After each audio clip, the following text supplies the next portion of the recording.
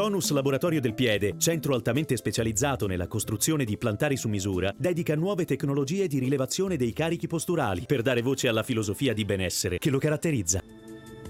Bentrovati al meteo. La perturbazione abbandona l'Italia e dunque nel nostro territorio torna ad essere asciutto e stabile dappertutto. Ma vediamo nel dettaglio la situazione di giovedì 10 ottobre. Sul Veneto avremo qualche addensamento al mattino, ma col passare delle ore il sole sarà decisamente più prevalente su tutti i settori. Temperature stazionarie in linea con la media del periodo, minime tra 9 e 13 gradi, valori massimi compresi invece tra 19 e 21 gradi. Ci spostiamo ora sul Friuli Venezia Giulia, dove avremo qualche residuo piovasco al mattino, in esaurimento però con il passare delle ore, quando poi tornerà ad essere soleggiato dappertutto. Temperature minime tra 13 e 16 gradi, massime oscillanti invece tra i 20 e i 21 gradi.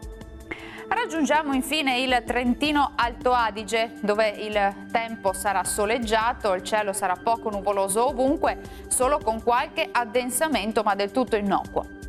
Temperature minime tra 8 e 10 gradi, massime sui 21 gradi. Bene, dal meteo di Antena 3 per ora è tutto. Grazie per l'attenzione e arrivederci.